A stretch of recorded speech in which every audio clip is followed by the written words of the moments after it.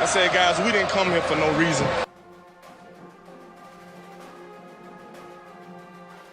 Hey, my brother, put a smile on your face. Okay? Because Florida State, if we gonna do it then, we do it big. Let's go, baby. Here's the snap, handoff on the belly dive, and Stevenson's gonna try to root his way in. He breaks through, and he's got the 10, 5, 3, 2 yards, touchdown FSU. The Smarty Stevenson, senior playing his final game. I thought he was tackled to the line of scrimmage. Root hogging his way, and he broke into daylight, and he scores a touchdown.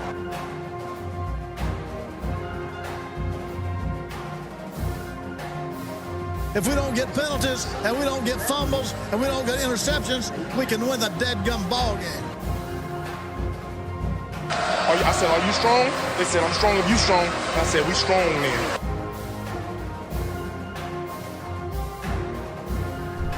What are you doing?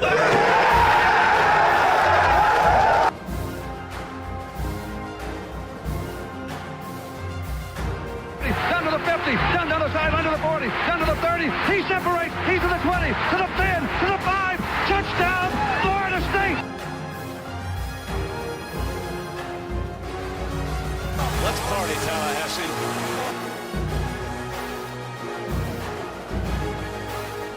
He's got PK Sam. Open. He makes the catch. Touchdown, Marshall. Touchdown, PK Sam. 55 seconds left. Sam takes a touchdown catch from Ricketts. 52 yards. 52 yards. Florida State leads 37-34. I see you, PK Sam.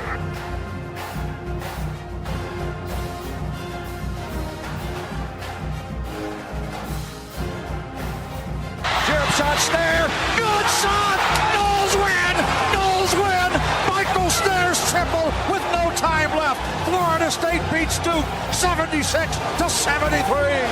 The little team that could just did.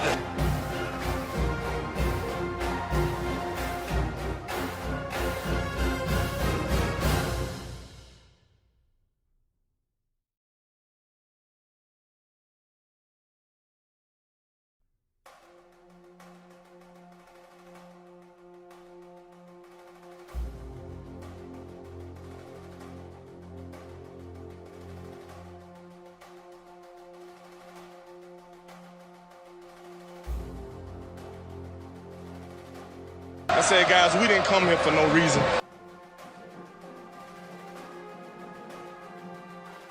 Hey, my brother, put a smile on your face. Okay? Because Florida State, if we gonna do it then, we do it big. Let's go, baby. Welcome to Double Fries No Slaw. It is Thursday night, November 19th. We're 2 days away from game day against Clemson. Joined as always, this is TJ Pittenger with Richie Barnes and Freddie Stevenson. How you guys doing tonight? Shoot, I mean, we're good. Tonight's going to be an interesting one, man. We got some bombs dropped on us today. So we got a lot to talk about, man. I'm excited for this episode. What about you, Rich?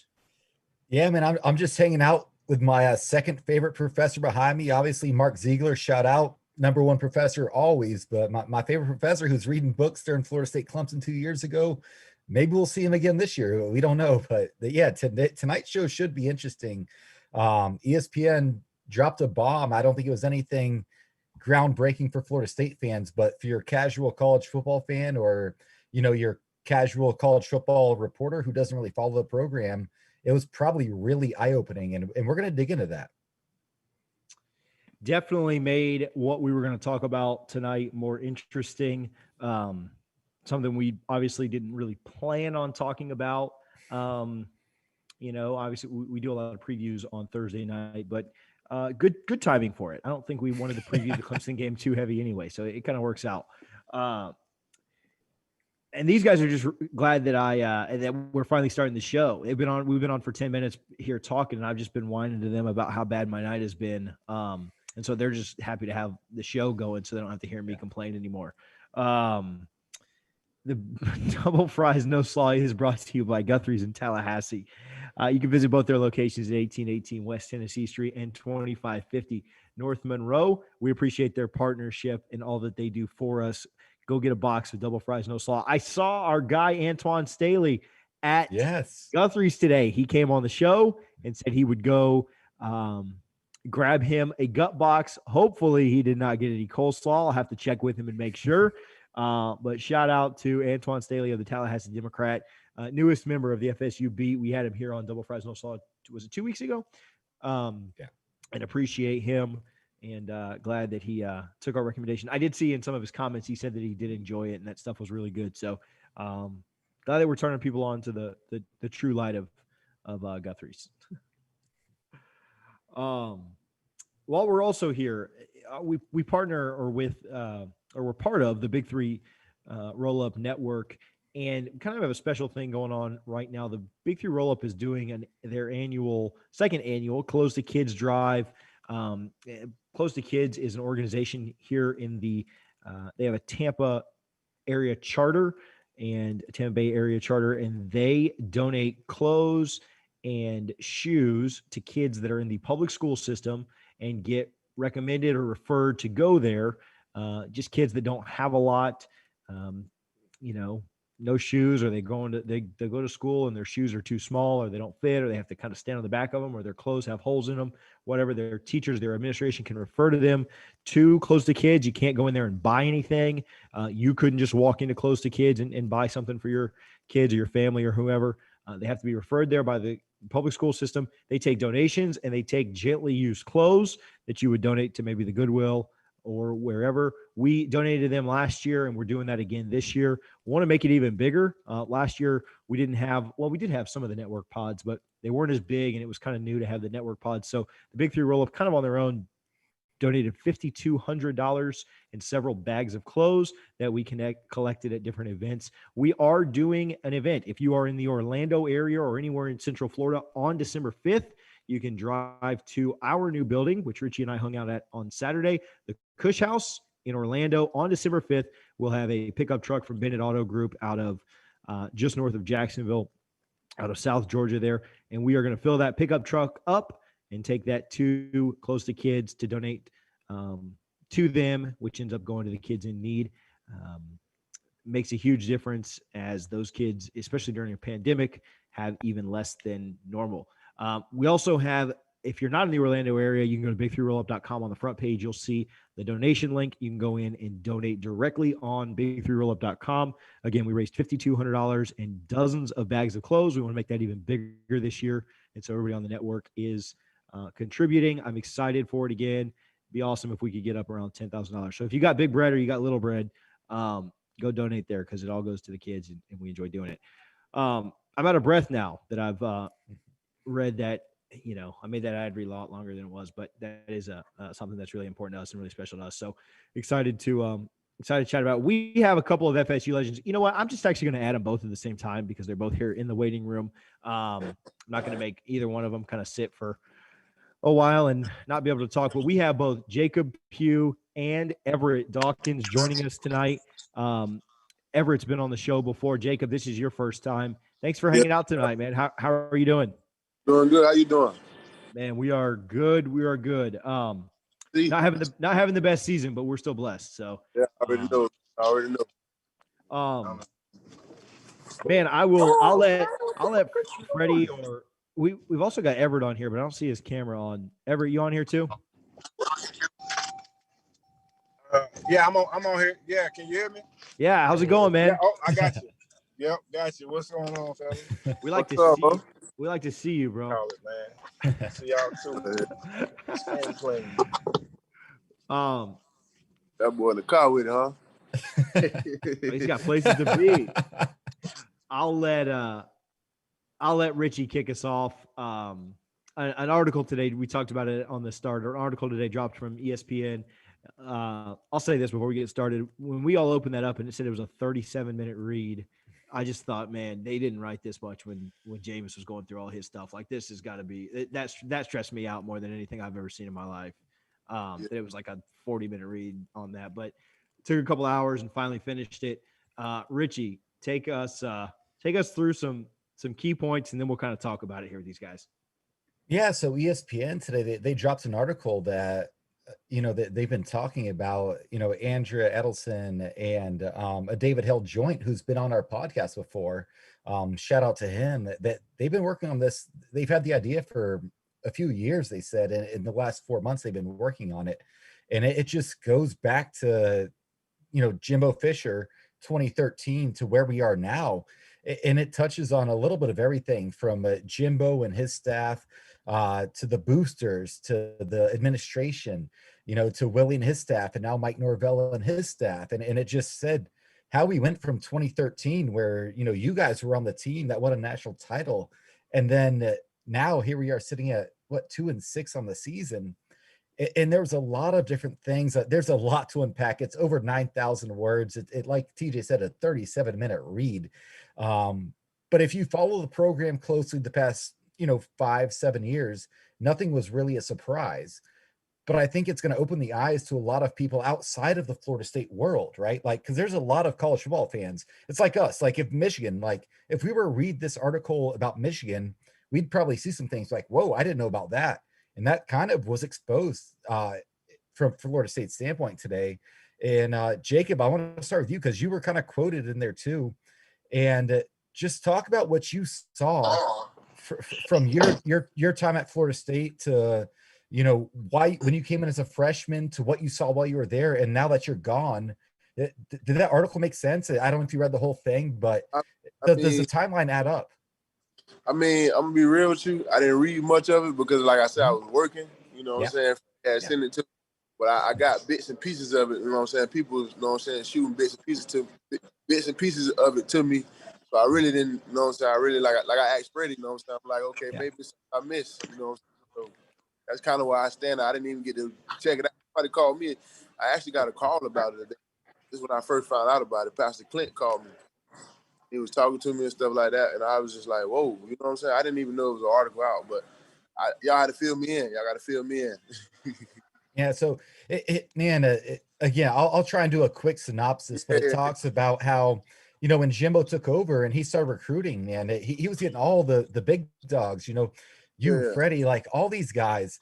And then it talks about the clash from the administration, like Jimbo Fisher and Stan Wilcox did not get along. Jimbo Fisher and Andy Miller did not get along. And that kind of impeded Jimbo Fisher's vision of what he wanted from the program. One of the key factors that I thought was really telling, and Everett, I definitely want to talk to you about this, being from South Carolina, he said multiple times to the administration, Clemson is building something special. We have to keep up to keep them at bay, because Florida State was always the big dog in the ACC, even in our down years. No one team that was ever going to come challenge us. Like Virginia Tech had a few years, but no one ever thought Virginia Tech was going to be a long-term answer to the ACC, right? Yeah. So they talk about the differences like between Jimbo, Andy Miller, and Stan Wilcox, how none of them got along and they couldn't even be in a room together. Did you see that, Everett and Jacob? Was it obvious as players that these guys did not get along and did not like each other? Because that's what the article made it sound like. Well, I mean, go ahead, bro. Yeah, I feel like you could tell, certain points when certain people came in the room type of thing, you could tell. But as players, we really didn't know what's going on, you know what I mean? But now looking back at it, everything makes sense. And, even going back to when we were playing, there was certain players that picked other schools over Florida State because the other schools offered a lot more to them, you know what I'm saying? Like us as players, like they probably still got it going on with the ticket thing. Like it's hard for us to even go to practice because we have classes across campus. Then we have to come all the way, to the football place and try to find parking, and it's not available. You get tickets for stuff like that. Football players shouldn't have to deal with. You know what I'm saying? I know it's a facility for everybody, but when you just won a national championship, and you've been winning, you're where Florida State is supposed to be at. You gotta give the man what he wants. You know what I'm saying? Put all feelings aside, because now it looks like it makes them look stupid. You know what I'm saying? Now look at us, because Jimbo is still coaching the same way he's always coached. He's still the same, fundamentals and everything. He's took it to Texas A&M, and they're doing good. Look at them, and look at us. You know what I'm saying? So it's just frustrating, because we were supposed to have the indoor in 2009. So I know it's not the coaches. You know what I'm saying? They told us that was a recruiting thing for us. They had the same picture up for the next 3 years. And, you know, we finally got it, but, you know, I was gone by then. So it's kind of like, I understand. I get everything they said in that article. Jacob. Well, I mean, he pretty much said everything he said. I mean, the football team, I mean, we like the bread and butter, you know what I'm saying? Like, we the hot commodity on campus, you know what I'm saying? Like, we the ones, from what I know, we bring in the most money. I mean, it's not even close. It's not even close. You're right. Okay, 100%. So my whole thing was, and then I like I said, like Eric said, you know what I'm saying? Look at Texas A&M, you know what I'm saying? Jimbo, he took that and everything he's saying to us, he's saying to them, you know what I'm saying? You know what I'm saying? He telling them the same thing. He coaches them the same way. And I actually been tuned in to Texas A&M a lot lately because I saw his vision, you know what I'm saying? But a lot of people didn't really see. A lot of people didn't really like. I don't know if Jimbo wasn't presenting himself the right way to him or what, but it was just like, I don't see why he shouldn't have got what he wanted, you know what I'm saying? Now look at Florida State, you know what I'm saying? They spending all this money, they spending all these millions of dollars. Taggart gone, you got, you know what I'm saying? You should, instead of just letting Jimbo be the next Bobby Bowden, you know what I'm saying? Jimbo was never supposed to leave Florida State, you know what I'm saying? No. And then my thing is, he done did, I mean, like you said, they supposed to have had a facility, you know what I'm saying? He done did so much, you know what I'm saying? He done did so much for the program, for Tallahassee, you know what I'm saying? Like, just the whole city. So, like, for him to have to, you know what I'm saying, leave and go somewhere else when that was supposed to be his, that was his nest, you know what I'm saying? That was Jimbo world, you know? So, I mean, but it is what it is, you know what I'm saying? And it's sad to see, you know what I'm saying, the program the way it is and all the players leaving and everybody it's just like everybody, like, I know they're young, you know what I'm saying? I know Norvell, you know what I'm saying? I know, you know what I'm saying? I get it, but it's just, it's a mess, you know what I'm saying? And I feel like all that could have been avoided, you know what I'm saying? But do you think, what's that? I got a question for Freddie, all three of you really. Do you think that Wilcox is, like, was he, it's probably hard to ask you to speak for somebody else, so I'm kind of maybe even having a little trouble asking it, but do you think his vision was just to focus because of his relationship with Jimbo or lack of relationship with Jimbo was just to focus more on all the other sports? Because, I mean, I'll tell you, football sucks right now, but like, and I'm not saying it's worth it, right? Like, because I'll just take football over everything else, but like everything else is thriving. Like everybody else is winning it, you know, competing for national championships. And I'm not saying that's worth it. Like, I'm not saying the trade-off is worth it at all, but like, was that Wilcox's focus was just to like, okay, well, I'm not going to focus on what Jimbo, I'm going to do the cheaper things over here, right? Like, you can make other sports happy without money, right? Like, you don't need a facility for softball. Yeah. You don't it's like, I don't know. I don't even know what I'm asking there, but does that kind of make sense? Is like, it was like you couldn't really tell what his intentions was. Like, you don't really know. You never knew because he'll come around. It seemed like you would see him. I mean, I feel like he come around when we're finna get ready to go to bowl games or when something big about to go on, you know what I'm saying? Which, you know what I'm saying, he should be there, you know? But it was just like I never really knew his intentions. Like, I never really knew. And then, like they said, I never even knew they had beef, you know what I'm saying? Because Jimbo's, I mean, I just, a lot of stuff I didn't know. I never even, like, you can feel some stuff, but as a player, you're not really trying to focus on what's going on, you know what I'm saying, with the coaches and what they got going on. You just really, you know what I'm saying, focusing on, you know what I'm saying, the main thing, school and ball. But it was just, I mean, I don't know. I really don't have a clue. I think they didn't really understand the value of having a guy like Jimbo on staff. You got a guy like Jimbo that's won a championship as an assistant at LSU. So he knows what it takes to win a championship, and he's seen these changes over the course of the years. So he knows at some point, all right, this game's finna change again. And we've been asking for these things since I got here. And these schools that we've been dominating for the past few years, they're making these changes, and they're starting to close in on us a little bit. So he knew Clemson was finna turn into a monster. We already competing against these SEC schools every year. Jimbo was a hell of a recruiter. But now you got a team in your own conference that you dominated every single year that's closing in on you. And I think they kind of looked at it as, all right, we won a national championship with these resources, so what's the issue? And now they're looking back at it like, we spent all this money in the past few years, we could have just gave him what he wanted, and everything would have been knocked out. And now we're looking at a team that's struggling, and who knows how long it's going to take to get them back on board. Effort, man. Yeah, I definitely agree with both of them. It's the thing that they had the Florida State syndrome, just like the rest of us. You know what I mean? Like people think that, you know, Florida State is going to at least be this good no matter what, just because of the talent. But hey, as we see, that's not the case. You know what I mean? These kids aren't motivated like we used to be motivated. You know, we were some dogs. Like there's not that many dogs out there. There's a few of them. You know what I'm saying? But it's a whole different culture and just people not showing up to work. Like that's unheard of. Like that's what you play football to do. Like show up to work and get better during the off season.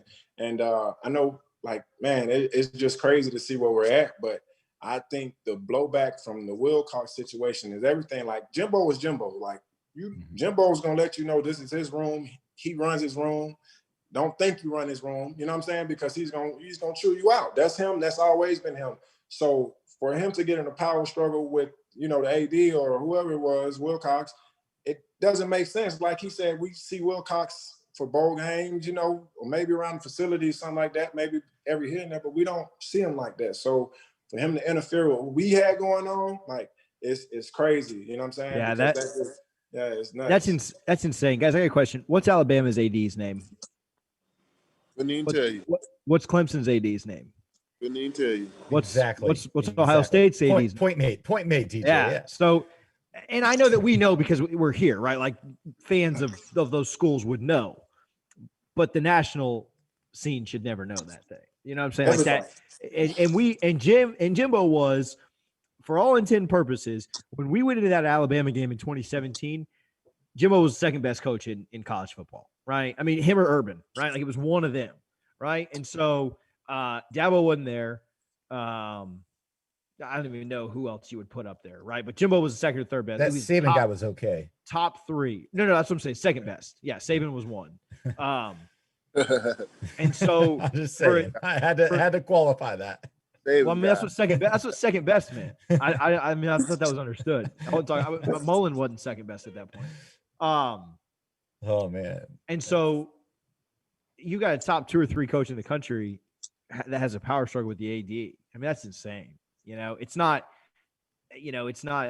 some bum coach, right? Like Butch Jones or somebody that has a power struggle with the AD, right? Or Manny Diaz or somebody. You know, it's so I don't know. That's insane to me. That you know, one of the greatest coaches. I mean, still one of the greatest active coaches right now. How many active coaches have titles, right? Like 4, maybe 5. And he's still one of them. And so, I mean, that's just nuts to me that we had that power struggle there. Somebody just commented this. With all of that kind of going on, did you guys ever feel – so Freddie was there the longest, right? Till 16? 16, yeah. Yeah, and then you were there in 2010. So, like, that's 7. Well, I was done in 12. Yeah, I was 12 was my last year. But you got there in 10, right? Oh, 08. Okay. So that's an 8 or 9 year span. You guys ever feel, and this is for all 3 of you, you guys ever feel like Jimbo lost the locker room any particular season, week, span? Yeah. When would you say? He lost it that year. I feel like Jimbo was so. I feel like, okay, so I'm speaking on my senior year. Freddie wasn't there. My senior year was 2017 when we played Alabama. Yeah. And I feel like he wanted to beat Saban so bad. You can just tell, you know what I'm saying? And he wanted to beat him so bad. And I feel like after he had lost that, after we lost that game, after Francois had got hurt, I feel like I mean, me personally, I feel like he was just like, dang. Like, you know what I'm saying? I looked at him, you know what I'm saying? And after the game, we talked, you know what I'm saying? And I just felt like he just kind of was out, you know what I'm saying? But I knew as the season went by that year, in 2017, I just knew he was out, you know what I'm saying? I feel like he lost the locker room because, I mean, the year before, we was going to beat Alabama. We was let's just say that. We was going to beat Alabama, you know what I'm saying? It didn't play out how it was supposed to, but, you know, quarterback got hurt, and then I just know Jimbo knew what he was working with at that point. He was just like, dang. I got this freshman quarterback who his last snap was a high school game. You know, that was his last, James Blackman. That was his last, you know what I'm saying? Yeah. So he probably just trying to wrap that around his brain, you know what I'm saying? Knowing that Blackman really ain't ready, you know what I'm saying? And you know what I'm saying? But they threw him in the fire, you know what I'm saying? Because that's all we had. So I can just kind of see, I just sat back and just was just watching, you know, just tell how stuff was going. You know, he kind of just, then I knew he was out. I was hearing about different schools, but not only was I hearing about it, I was just peeping, you know what I'm saying, how he was moving, stuff he was saying, you know what I'm saying? So I mean, I just felt like he lost the locker room then. I feel like that's when that year was when he lost the whole. I feel like that was the year that he lost control of Florida State, period. Yeah, I think real quick, Jacob. Real quick, Jacob. I do want to jump in here because I've followed this program very closely since, you know, I got to school in 2006. And Everett, you may not remember, man, I interviewed you when you were a high school player in South Carolina. I was working for NoleDigest.com with Myron Roll's brother McKinley before you even committed to us. Yeah. But Jacob, I wanted to, you hit on something, man. You gave an interview, I believe in 2017, about how there was no player leadership on the team. And I think Jimbo at that point said Jacob's not allowed to do any more interviews at that point. I don't remember if you remember the specific one, but, I remember talking about. I know. Touch on that for us, because a lot of fans, including myself, who weren't as connected to the program, we hear that and like, man, this might be worse than we thought. But you clearly knew it was coming. So what did you, heading into that post-game interview, I don't know if it was post-Boston College or what it was, but you were clearly upset. I'm gonna be real with you. I got respect, you know what I'm saying? I respect the coaches, you know what I'm saying? I respect for sure. The program, the players, and I didn't want to say everything. I had so much more to say. It was bottled in. I was just holding it in. Like, I want to say this. I want to say that. I want to say this. But my thing was, okay, you're right. The leadership wasn't there. And me as a player, I already knew, you know what I'm saying? I'm just thinking to myself, I'm like, okay, we losing it, you know what I'm saying? I can just tell, you know what I'm saying? I can tell what the players doing off campus, you know, I can tell to what the conversation was being about in practice. I could just tell we was losing it. Like we wanted a unit no more. I knew we wasn't a unit. And like I said, I feel like all that came from us losing our quarterback. You know what I'm saying? Like, we thinking in our mind, we like, dang, I'm gonna be real with you. I had this whole scenario made up in my mind that, okay, we lost to Alabama, and in the beginning of the year we was gonna play them in the national championship, and we was gonna play them in the end. That's what I was. That's what I was. You know what I'm saying? I'm like, okay. So, and then a lot of stuff I wanted to say, I didn't say. You know what I'm saying? Because I was gonna have to answer to Jimbo. I was gonna have to answer Coach Long. I was gonna have to answer Coach Kelly. You know what I'm saying?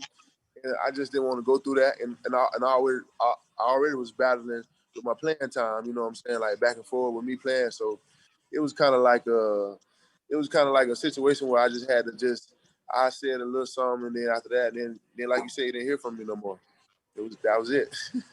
That 17 team was so, and that totally makes sense with him kind of losing the locker room, because he also lost the fan base. He lost some boosters. He lost a lot of things that year, right?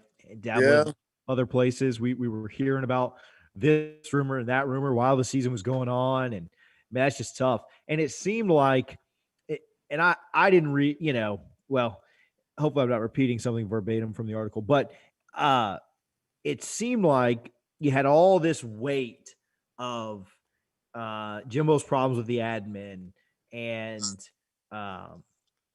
we were losing leadership, and we had this and that and the other, and Jimbo flirting with other school. And all of that was kind of like sitting up on I don't even know how to describe it, but like the cliche, the straw that broke the camel's back truly was Francois getting injured, because there was still a lot of talent, and we were still in a lot of games. You know, that NC State game that we played with Blackman that first week, we had a chance to win that game. The Miami game right after that, we really should have won that game too. Went up with like a minute and a half to go, and I don't remember who it was. Braxton Berrios maybe broke like a tackle on a fourth down, and if we tackle him behind, then they just kick a field goal. So anyway, we had chances to win more games than North Carolina.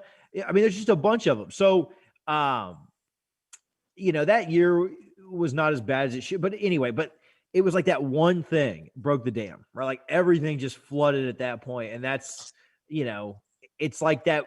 Yeah, that one thing could have happened the year before, There was a lot of people, I guess on that team kind of holding things together. Freddie and different, Dalvin and different guys on the team kind of holding some of that there, some of those championship holdovers. But man, it was like that one thing broke and then everything just fell through. Like it all became visible to everybody else that year, right? Like you knew some of the problems if you were internal, but that team just didn't have the composure to keep it together after that one little bit of adversity.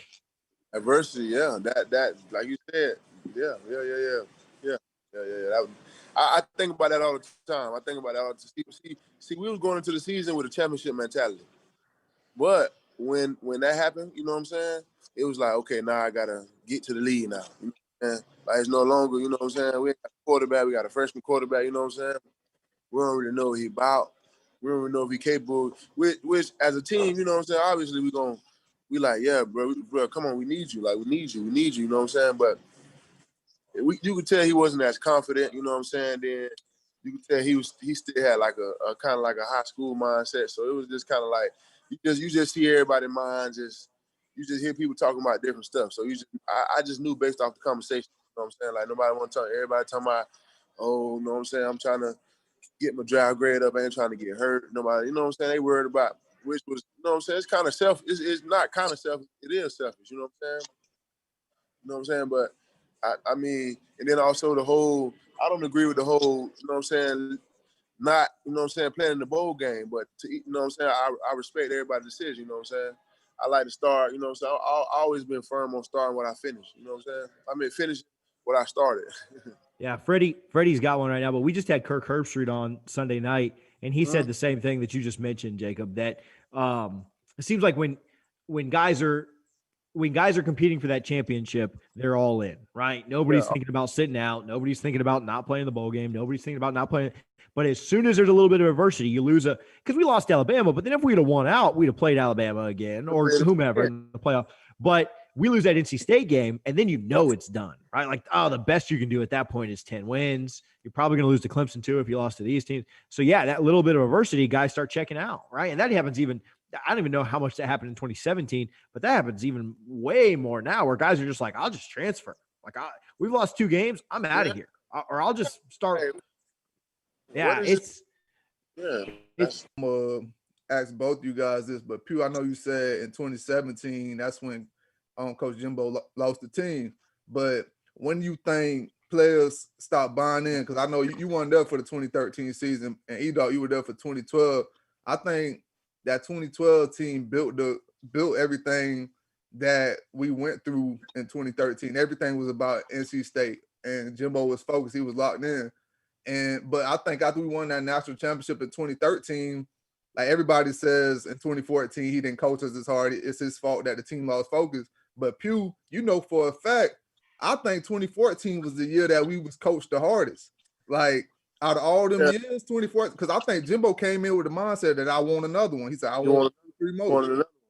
No, you're right. No, you're not. Keep going. My bad. Keep going. And that was his mindset. He coached us hard, and he knew. Me personally, I felt like that 2014 team had more talent, but the 2013 team had more dog. And in 2014, I think that's when you started seeing us. We started feeling like stars, started thinking about ourselves a little bit. People talking to agents, you feel me? That type of deal. And everybody kind of sidetracked them. I remember the beginning of the season, you remember when they had the whole saying Dallas to Dallas? We had bought into that. It was all like, man, Dallas to Dallas. And all them games we got into them, of course we showed we can click at any moment, but we put ourselves in the situations. You know how practices was. We weren't gelling, man. And Coach told us going into the Oregon game, like if we did that against Oregon, they were going to blow our ass up. And that's what happened. And everything that we've been doing the whole season, we wasn't focused.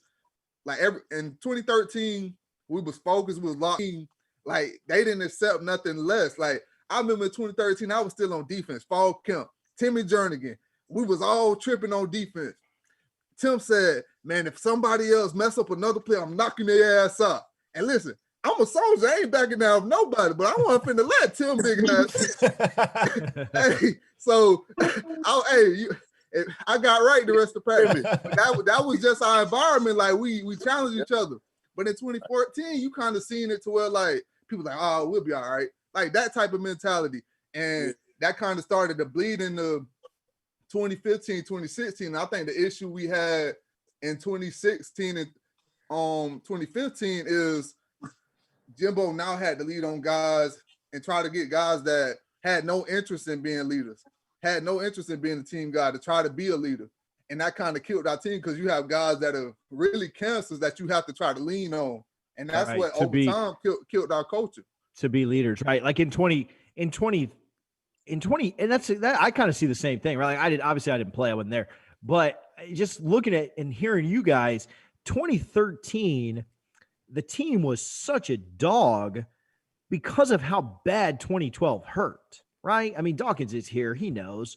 2012, I mean, 2013, those guys, I mean, Jameis didn't play, but he redshirted, right? Telvin was on that team. A lot of those guys, Rashad was on that team. They know how bad NC State hurt, right? Like we were supposed to win it in 2012. And that's why the guys on 2013 were such dogs, because they were like, I'm not feeling that again. I'm not losing another game while I'm here. Brooks and Joyner and all those guys that were, well, Joyner was gone in 12, right? But anyway, but then 14, I think my understanding would be that's why they had that mentality, is because in 14, right? He found a way to save us. And then finally we got into an Oregon game that he couldn't bring us back all the way from. So and then that bled into 15 and 16. You didn't have those leaders. Rashad was gone, Jameis was gone, Jalen was gone, right? Jalen saved the Miami game. So the as great as winning the title was in 13, and obviously I would, if you offered me the entire scenario again, right? Like you can have a title in 13, but then it's going to suck for the next 10 years. Like I'd still take it. Like it's worth the trade to me. Oh, absolutely. But if you look at it from this, so I'm not saying I'd give it back, but if you look at it from this perspective, the worst thing, the reason 14 was 14 was because we had just won. Like if you take that title away in 13 and say we lose to Auburn or say we lose to Duke or somebody, I don't know who, but say we lose a game, 14 would have had the fire that 13 had. I think that the mindset of the team became softer because we won. I don't know. I mean, maybe I'm diving a little bit too deep into that, but I think that because we won, we just thought that like, oh, well, we'll just always win. Like we've got Jameis, we'll be good. We just added this Dalvin Cook guy. He's great too. Like we've got Rashad Green. We'll always win. No big deal. I don't know. You're right, TJ. I think because at with how we were doing in 2014, that Oregon game, like we got ourselves into a mindset that was setting ourselves up for failure, man. We thought every game like we can do that and still find a way to win.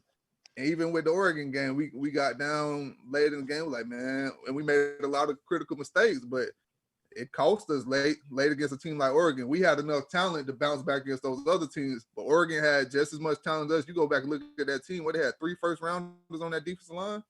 So it cost us in the long run, and it was our attention to detail as players. Like I seen Everett, you commented on the post by Mavdy where he took accountability and said, as players, we didn't hold up our end of the bargain. And I respected him saying that. Like, guys can point the finger. I know a lot of guys, they'll point the finger and be like, oh, well, this coach. Nah, sometimes it's on us. Like, we got to be real. We're not doing our job. We're not handling our end. And in 2014, we didn't do that. So, like, what's your thoughts on it? I saw you speak on it a little bit, Everett. I feel like with me as a football player, everything that's on tape is on tape for a reason. You know what I'm saying? Like, coaches, they don't really change over time. They have the same way of coaching. So, I knew a lot of things may have been going on, but I know the players were still getting coached the same way. You know what I mean? Whether or not they were buying in, that didn't feel like it. So when y'all said that, it makes sense because it didn't feel like it. And I always was like, man, I know how Jimbo coaches. He didn't play no games with us. Like we didn't have no slack. Like I know how he coaches. I know how he's always been. So what's the problem? But just what you said, like players weren't buying in, players weren't doing what they're supposed to do, and everybody was blaming on the coach. Yeah, the coach might have had a couple of things going on, but man, for the most part, when the offensive lineman and the defensive lineman are lined head up with each other, it's mano a mano. It doesn't have, you know what I'm saying? The coach is on the sideline. And I know how they coach. I know how Trickett coaches. I know how Odell coaches. You know what I mean? So it's like the coaches are still coaching how they're coaching. The players just had changed. And I knew it. You could kind of tell people weren't just buying in. But that's one thing that led us to where we were at. When I first got to Florida State, people were the same way. Like, they didn't buy in. And that was our problem. Everybody had their own little thing going on. But we tightened up as a unit over the years, you know what I mean? Flooded out, people that wasn't there for that. You just we got to get kids in, man. And we got to have the administration putting money in the right place instead of paying buyouts from, for coaches they brought in and fired other coaches, you know what I mean? So, oh, man, it's just crazy. It'll be big. Like, and men, they're going to play their role. But as far as culture, players got to take, it's on the players as well. Because when we came in, you were going with guys like you, Lonnie, y'all always came back, so we got to hear from y'all a lot.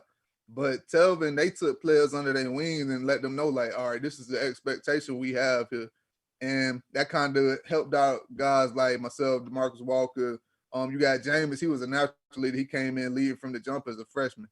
But then you get these guys now, they want no parts of being leaders. Like, and some of them were around when we were winning. So it's weird for me to see that they haven't taken that step.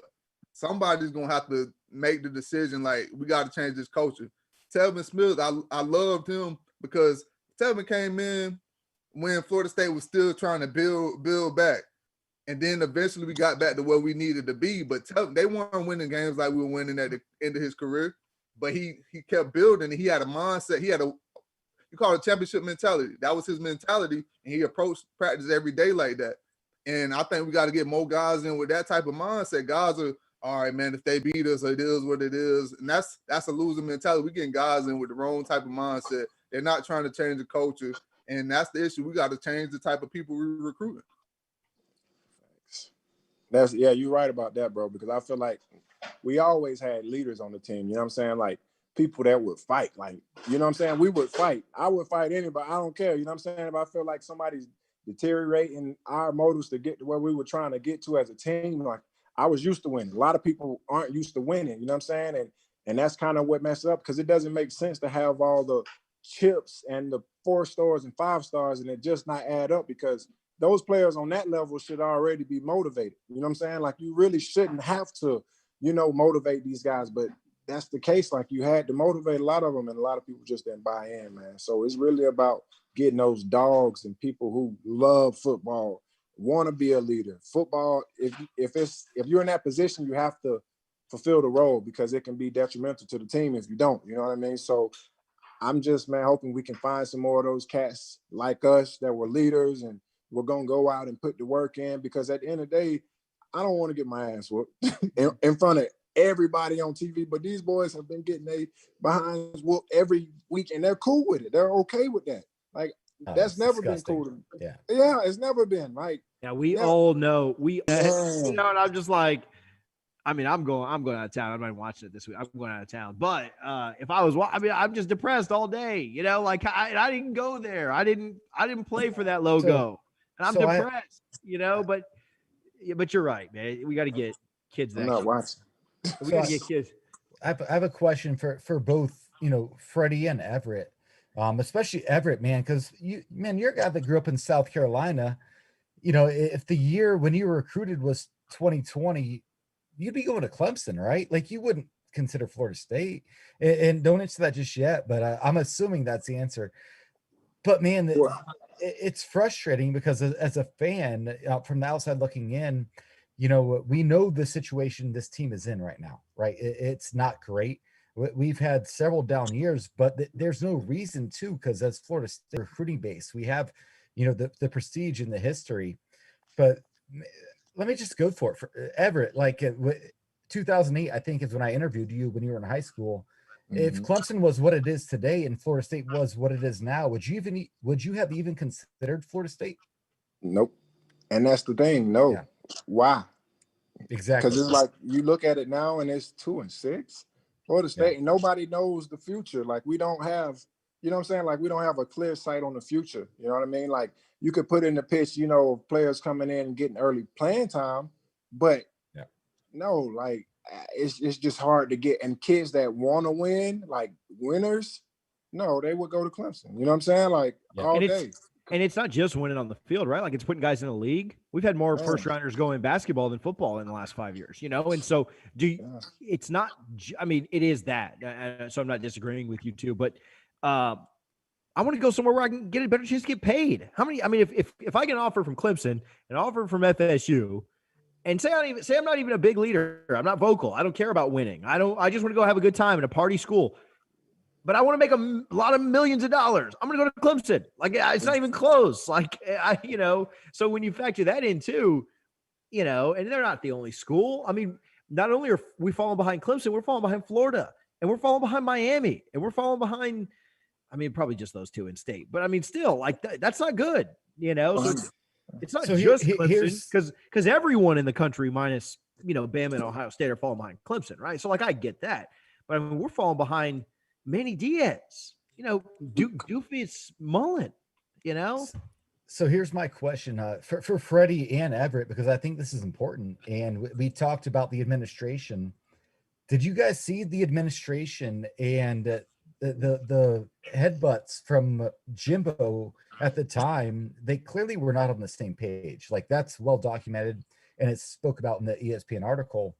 But as a player, for both of you, Freddie and Everett, you had to see there was clearly friction between Jimbo and Andy Miller and Stan Wilcox. Like that can't be healthy for a program. Everett, talk about what you saw as a player from that standpoint.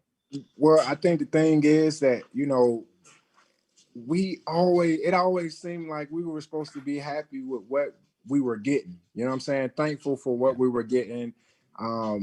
That always was the case, but you looked at other schools and they were getting more, you know what I'm saying? And it's like, schools that weren't even nowhere near our bracket, but the players were just getting more. They were just getting all kind of just, different stuff. I don't know, whatever it may be. So, we saw that, and it's like we're Florida State and we can't go even down to equipment. Like, you know what I'm saying? A lot of players used to have problems with the equipment, man, just being able to get stuff because they start putting binds on stuff. Like, we couldn't get stuff like we used to, you know what I mean? So that was players clashing with the equipment managers and stuff like that. But that's just something to go into. Like, we shouldn't have a budget on stuff like that. You know what I mean? Like gloves and everything like that. Like, it came down to that. Man, I know players from other schools, like if you go to their rooms, whatever, houses, they got Clemson, the gloves everywhere, cleats everywhere, like every game, new stuff. So I'm trying to make it make sense, but it doesn't make sense because we're still Florida State, and these smaller schools are nowhere near our, you know what I mean? Like, they're not near us, so why can't we get what we're trying to get? And I think they just took us for granted for so long. Now it's like, whoa, and even if basketball is doing great, but basketball is not going to bring in football money, No, like it never will. Never. And that's the thing, like, you hit the nail on the head. Like, even though you didn't win a national championship, Everett, but you set the foundation. You and your teammates set that foundation for that 2013 national title. And Freddie, you lived it. But how frustrating is it to see other programs? And Freddie, I'm more curious to ask about you. When you hosted recruits that came to Florida State, then they went to Alabama and Clemson, what would they say to you as far as facilities and just commitment to the program? Because clearly Florida State's not at that level right now, and we should be, because we are a national power. Talk to me, Freddie, man. Talk me off the cliff here. Yeah, and we knew this even like before the recruits came into play. We had a lot of guys that we played against or played with in high school that were at these schools. So we would hear about the different things that we would see all their facilities. So it's like, dang, that's kind of tough. And then these recruits are coming in and we're talking with them and they're like, yo, why y'all got this? Like, Bama got something else. Like, and asking questions like that, like, shoot, man, I don't control that. Like, you trying to come play or what? Like, and it was tough, but we didn't, like me, I didn't go through my whole recruiting process. I knew I was going to Florida State, so I didn't even play around with it. But a lot of these guys taking all their visit stuff, they going around seeing all these places, and I don't blame them. Compare, like, make the best decision for you. And seeing all these resources that these teams got, and you would come in and as prestigious as Florida State is, you're expecting, all right, after I take a visit to a Clemson, Oregon, or one of these other schools that wasn't on our level, and then they come over to Florida State, they're thinking, all right, this is gonna be my best visit. Then they come and they see, hold on, what's going on? Like that. That hurts, Freddie. Like, but nah, it's real though, and that's it is. It's the situation. I remember, like, even when, like, as a player with the whole football only facility, I know the boosters, they made it seem like it's a big issue. It's not a big issue. It's huge. It was so many players that were injured and they couldn't get treatment because you got some trainers that are football specific only. And then you got some that they tend to every sport, but some guys on the football team only deal with them for their rehab. So now they got to go in, and this guy, you may have a 10. That's why Jimbo's asking for his own facility, things of that nature. And we're always having to share everything, whether it may be academics, things of that nature. It just makes it tough on the players. And he knew that. So it was tough on us, and it got frustrating for the players as well. And a lot of players voiced their opinions. I don't know how much the article dove into this. I'm going to kind of take it in a little bit different direction, but I'm in a group chat with some guys and they're kind of talking about it now, but did the article really go deep, Richie, into Richie or Freddie, whoever, it doesn't matter, but did it go deep into the kids first thing? So it did. And this actually bothered me a lot as I read the article. So it went into about how Jimbo wanted to, obviously his son Ethan has a very, rare disease, which is terrible for any kid to go through.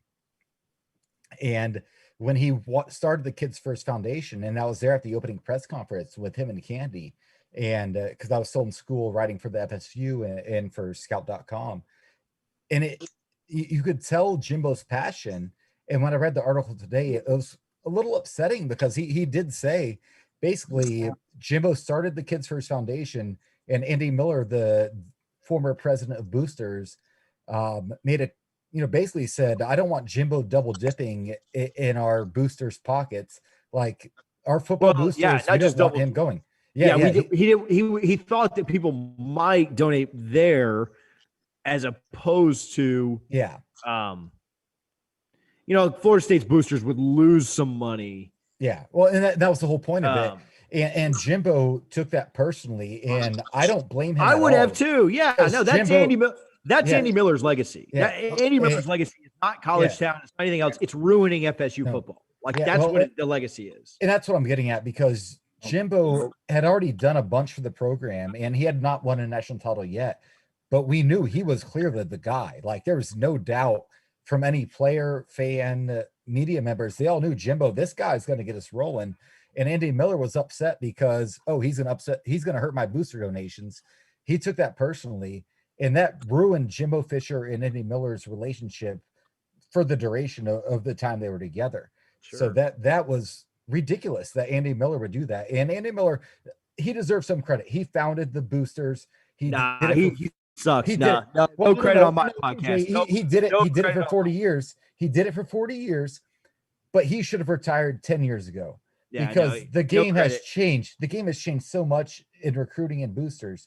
Right. He did it. I don't blame. He did it at a time. I don't blame Jimbo. I don't blame Jimbo one iota for him being upset with how Andy Miller handled that, because that was ridiculous. Yeah, Andy Miller gets no credit because boosters weren't that important when FSU was winning in the night. I mean, they were important, but not like they are today, right? Like Bobby could have won with no money. Bobby could have won with like my salary. So and Miller gets no credit at all. I don't care that he was there for 40 years, in the past and stuff, because the boosters didn't mean what they do today. So he can, jump off a cliff. So somebody else go before I start saying stuff that'll get me in big trouble. Well, yeah. So long story short, Everett and Freddie, like, what was your impression of Jimbo's relationship with the boosters and with Stan Wilcox and the administration as a whole? I'd love to hear some insight on that. Yeah, I just felt like it was he wanted more, and they were slow foot to give him what he wanted. So as a fan, you have to, people just gotta redirect their energy. Yeah, I understand, Jimbo may have did this and that during the season, lost the locker room and everything, but you're not giving that much of him to like work with. Jimbo didn't have to stay loyal. He would have stayed loyal to Florida State. You know, we just had to do stuff for him. Even we didn't have to pay him what Texas A&M paid him. We at least just had to get some of the stuff that he wanted to start coming in the road. Like he would have worked with Tallahassee because he loved Florida State. He told us he was never going anywhere. You know what I mean? But he was pushed to that point because now it's going to fall on him as a coach, and now it's going to start making it look. Yeah. Other schools with coaches, they treat their coaches a little way better. You know what I mean? Like, Dabo could have a rough season for how many years? You know what I mean? Like, it could happen. I don't think they would ever let him go. Like, I don't feel like they would ever let him go just because of what he's done. You know what I'm saying? So I just think that we have to put a value on our coaches. Yeah, we still are Florida State. We have that tradition, but it's a new day, new and age and game. Like you said earlier, boosters didn't mean anything back then. Now they do matter. So now money is a big factor into a lot of these teams and where they're going and with their success and how they pull players in. So it was detrimental. I mean, I put it on the administration all day. Like, I don't put anything on Jimbo. Like, I put it on them, like, from day one, because I knew what was going on. Yeah, and I want to kick it to Freddie next because he played and he saw this all as well. But I definitely want to touch on that because I think Florida State's administration, going from the president, whether it was President Barron, President Thrasher, athletic directors, going back to Dave Hart, to Coburn, to Randy Spettman, who I think was horrible, to Stan Wilcox, Florida State got so used to being successful on the cheap that they thought they could do that forever. And that doesn't make sense. Like it sounds good, doesn't work, right? Like, Jimbo took over in 2013 with nothing. He had no indoor practice facility. He didn't have any sports psychologist. He didn't have any of this stuff. He was able to get it quickly. But then, it's frustrating because the mindset from the administration, especially when President Thrasher took over, who I think has done phenomenal jobs as far as academics and sports overall. But at the same time, it's like Clemson, Alabama, man, they don't care about if the men's basketball team makes the NCAA tournament. They don't care if the women's soccer team makes the Final Four. They're there for football. Shout out to the women's soccer team winning the ACC last week, though. All right, go ahead. Yeah, and shout out to Devin Sell and Patrick Williams, 2 lottery picks. The big time on those guys. Like I'm saying, everything else in Florida State is rolling. I mean, like so that's and that's part of it. But in Jimbo's mind, he's like, football, we're making the money to fund all of these programs, and that's a fair argument because he is the one making the money, not just him, but it's guys like you, Everett, and you, Freddie, who are putting your blood, sweat, and tears on the line every week. But it's got to be frustrating trying to battle an administration that wants total sports dominance across all sports when you're going up against Alabama and Clemson, who they don't care if your basketball or baseball team's good. If your football team's making the playoff, that's all they care about. Freddie and Everett, did you guys see that? Like, or how did players see that? While you guys were there thinking like, man, we don't care about the other sports. Football's making the money. Let's do it. But Stan Wilcox, I'll call him by name, he wanted to have a total sports athletic department, which hurt football, in my opinion. I definitely agree with that case because we always said that, like, that isn't something that was new on campus. It was like, man, we're bringing in the money. Like, that doesn't make sense. After a while, it's going to start to show, and it eventually did, So, I mean, it was like, school was tough. Like, we got, $800 checks. Half of that had to go to rent. 500 of it had to go to rent, depending on where you stayed. Then, phone bill, gas. Like, we were in college, on the top of the platform, getting $800, whipping it together, whatever it may be. Like, I don't feel like as a student at Florida State, we should have had to deal with any of that stuff just because Florida State is Florida State. You know what I'm saying? Like, it wasn't always like summer was terrible. Like, you know what I'm saying? Summer, everybody fans for themselves. You know what I mean? Like, summer C, it made no sense. I think administration, they got a big role in everything. And I just I know Jimbo gets a bad rap. It's some things I feel like he may have could have handled better as far as like the recruiting. I think that there were talks about him not recruiting. I feel that if he still had the job, he should have finished out his recruiting as long as he had a job. But looking at it from his standpoint, I think as fans on the outside looking in, we expect these guys to be as loyal to FSU football as we are. But you feel me? You got to understand, like that's me, Fred. That's me, Freddie. Like, and to feed children to feed. And Jimbo was a guy that loved Florida State football, and he tried to find ways to make it work, even when the administration showed him they didn't want to help him. So you got to look at it. He has a kid that has a rare disease, and then he's battling with the administration that's not getting him the resources he needs to be successful.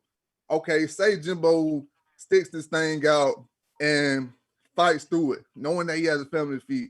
Now you're talking about a guy that possibly out of a job and looked at as one of the worst coaches in college football. So now, when after these years of fighting, trying to force the hand a little bit, trying to take with LSU, because a lot of people look at it like, man, Jimbo was trying to leave us all these years. Listen, some of them jobs we weren't even entertaining. If he was gonna leave, he was gonna leave for LSU. Because Jimbo showed us tape on LSU all the time. That was his squad. Like, if he was gonna leave us, he was gonna leave for LSU. So once he took, like, Jimbo, the way he talked about LSU, he would have left for LSU for less money. People talk about, oh, it was a money issue. No, he would have left for LSU for less money. So the fact that he didn't leave for LSU, I'm like, he invested in this program. So for them to say that, it don't make sense. Jimbo was invested here, but he knew, like, if I keep fighting and they're not giving me what I'm not giving these kids what they eventually, I'm gonna get the short end of the stick and I'm gonna look stupid and I'm gonna have to answer to my family. I'm gonna have to answer to my kids. And that's we're gonna keep you on for just another second. We're gonna do some pick'ems and get out of here and kind of bring the mood up. Any closing thoughts on that? Nah, everything you said was right on point, man. We have to get past the whole blaming Jimbo phase. Congratulate him on his success at his new job. And just keep on pushing what we got and keep, getting these young cats in. Even from the fan standpoint, like, let's go out and show these young recruits, like, man, this is what Florida State's really about. Not all the crying and blase complaining. Let's just go out here and it's time to turn over a new leaf. At the end of the day, it's time to turn over a new leaf. Like, I get tired of talking about everything that's going on. I see the players opting out, and it's like I'm over it now because it's like beating a dead horse. You know what I'm saying? Like, it's just, we have to just turn over. It's time. You know what I mean? Yeah, Everett, like we said, we talked with sorry, Richie. We talked with Kirk about it on Sunday. It's not going to be easy. It's not going to be easy for Norvell to do that because he's coming from a much more difficult situation than even Jimbo did when he came in after Bobby. But if we can find those guys that care about turning around, then I think we can do it. If not, I mean, it'll be a long time before we're relevant again. Richie, cut you off. Yeah. No, man, I was just going to say, Everett, like I said, man, last time I talked to you before tonight, I think it was 2009. I think I was still a junior in college. You were still in high school. And I interviewed you because McKinley Rule was Myron Rule's brother, and he was not allowed to interview high school players. So he would just text me random numbers, say, hey, I need you to interview this guy. And it's so cool to talk to you here, 10 years after the fact. Man, that's dope. You're great. Yeah, I remember. Yeah, man, exactly. You're a great Noel, and you did a lot of great things at Florida State. And like we mentioned earlier, it's a huge deal. Like you spurned Clemson to come to Florida State despite being a South Carolina native. Thank you, man. For coming on tonight. A huge fan of yours and wish you nothing but the best, man. Man, thank you. I appreciate it, bro. Yes, sir. Oh, shout out. I see you doing the thing with the music too, man. Yeah, man. Yeah, we got the mixtape. We got the mixtape. Hey, you don't have to go. For Richie's kicking you off. I'll let you do the picks with it. Let's do the picks. Tell music, anything, any music platform is A1 Dawk. I just dropped my second song, Real on the Rise. We started out with Cappers, and I'm going to have an album come actually pretty soon, and it's going to be actually dope because I'm going to be able to express a little bit more of my life that a lot of people don't know about, so I'm really excited about it, and I'm getting a lot of good feedback too. Like, I have random people stopping on my page telling me all the time, hey, I just downloaded. I don't know if y'all can see that. I just downloaded that Real on the Rise. Yes, sir. Real on the Rise. I'm more old school, so I just, man, I like music and I like to have fun and just put stuff together. And I was able to. I got more time on my hands. You know what I mean? I don't have a crazy schedule like I used to have with football, so I'm able to, dive into one of my other hobbies. It feels good to definitely be getting rolling though, for sure. Real quick, Everett. We end the show every week with a song. What's your song you want us to end the show with this week? Because you're gonna hang out and do picks with us, but what's your number one single you want us to play this week? We can drop Real on the Rise. That was my last song that I dropped. So yeah, we can do that. I got different styles and I'm versatile, but yeah, we can play Real on the Rise. It's a clean version too. So no, it's all right. We ain't worried about that. And we'll do cappers on Sunday because I'm sure we'll be capping a lot on. Facts. We can roll cappers, whichever one. Yes, sir. All right, Richie. Let's do some picks, Richie. Let's get out of here. All right. Are we doing picks and over-unders or just picks? Just the picks, and we'll talk about Clemson once we're out of here. Once he's all right. So picks. All right. First game. We'll rapid fire these, and I'll lead off. Indiana, they're a 20.5-point dog at Ohio State. I'm taking Ohio State to cover. What do you guys think? Ohio State. I think the wrong team is favored. Cincinnati is giving 6.5 points to UCF. In Orlando, I live in Orlando. UCF wins outright. What do you guys think? Cincinnati wins. UCF covers. All right. Yeah. I think Freddie, Doc? I'm right with TJ. I think Cincinnati wins, but UCF covers. Yeah, I think they'll cover. All right. Next one. I think I'm going to be the lone wolf on this one, but I think Northwestern covers the 7.5 points that they are giving they're getting from Wisconsin in Northwestern. So Wisconsin favored by 7.5. I'm going with Northwestern. Tell me what you think, guys. I like Wisconsin. Yeah, Wisconsin me on this one. Yeah, I like Wisconsin, but them games are always tricky, man. For some reason, Northwestern, they'll pull some slick stuff off. So, but I go with Wisconsin though for sure. Yeah, I'm taking the Northwestern money line, but that's for another day. The next one we have Bedlam. 7:30 on ABC, Oklahoma State versus Oklahoma. Oklahoma's laying 7.5. I think I think one team's heading in the right direction, one team's heading in the wrong direction. Oklahoma. I definitely got to go with them. Oklahoma State. Until I see it done, I got to go with Oklahoma. I agree, man. Freddie, TJ, what do you guys think? Oklahoma, me. Without a doubt, Oklahoma got mind control over them boys in Oklahoma State, man. All right, so I know where myself, TJ, and Freddie are going. Everett, I'm looking forward to hearing you on this one. Liberty is giving 3.5 points to NC State in Raleigh. I'm riding Liberty, man. Liberty for the outright win because all Liberty does is cover the spread. Let's go straight to Everett. Wow, I got to go with Liberty. If it's that close, then that's trouble. Yeah, if it's that close, it's for a reason. So I'm definitely going with it. All right. What do you guys think? Yeah, we're winning, boys. I mean, Liberty wins this one, and then they get to beat the hell out of Walt Bell next week, and then they set up a game with Coastal Carolina, who should be undefeated as well. Another school that was our big rival when I was in school there. So yeah, Liberty's definitely winning this one. So suck it at NC State. Sorry. Shout out to our guy though, our NC State fan that tunes in every week. He's awesome. He's in the comments. Man.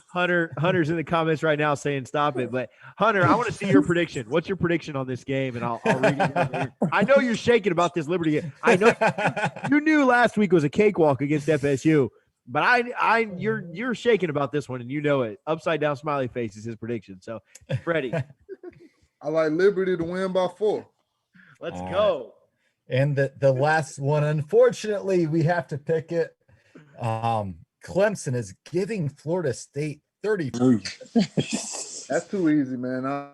I'm sorry, Nose. Listen, I hope y'all prove me wrong. Hey, I do too. Y'all can tweet me talking trash. You know it's all love, but I hope y'all prove me wrong. So I'm not taking no Florida State bets. So Florida State is 14-29-2 against the spread since Jimbo's last year in 2017. I'm not betting on Florida State ever again until I get a reason to. Well, here's the problem. When I do bet when I do bet against Florida State, they cover the spread, like Notre Like Dame, North Carolina. Like North Carolina. So I mean, I'll take Clemson here, and they'll win by, or Clemson will win by 34. I'll get beat on the hook. So I don't like Florida State to cover here, but I'll pick Florida State to cover. All right. Just you so want to that hit the over-under real quick? No, let's talk about that in just a minute. Let's do the over-under in just a minute. What we can all agree on is Roll Flames. So, Everett, thanks for hanging out today, man. I can't wait to play your song. Thank you, Everett, man. Man. I just downloaded both of them on my phone. So, I just got them on iTunes. So, go to iTunes, Spotify, wherever, and get look up A1 Dog Cappers. Yes, sir. The other one, sorry, help me out here. Real on the rise. Real on the Rise, Cappers. I subscribed to you as the artist, and I downloaded the single and the clean version just so you got a couple more streams. So okay, I got you. Appreciate it, bro. Definitely appreciate it, fellas, man. Thanks for having me. Man, it was great talking to you for the first time since you were a high school recruit. So it's cool to reconnect, 12 years later. Man, it's crazy how everything comes back around, man. Definitely good talking to you guys. I think you did a great job at Florida State, and I appreciate you coming on the podcast tonight. Hey, my pleasure, man. Definitely. Yes, sir. Thank you. All right, fellas. Y'all take it easy, man. All right, bro. Thanks, Everett. Just before we get out of here or talk about Clemson for a minute, Harlan, can you cue up that Trey video? Trey had to take last week off due to some family things going on. Everyone is okay now. I've talked with Trey. Everything's fine. Nothing crazy to worry about, but just could not get to doing Trey's drive-through last week. Harlan, have you watched this week's yet? Have you watched it or no? I haven't watched it yet. I might watch it while we're doing it here, but I know it's going to be funny here for Clemson week. So I'm probably going to watch it live with all of you, Harlan.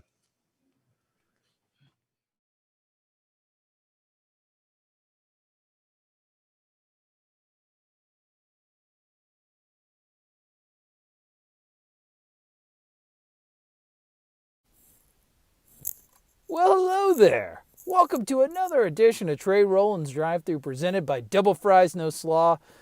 No sponsor at the moment, but might as well be sponsored by Xanax with the way Big Pharma is raking in the money off of the woes and depression of the Florida State fan base. Listen, tough week on and off. The Seminoles fall to 2-6 after losing to NC State 38-22.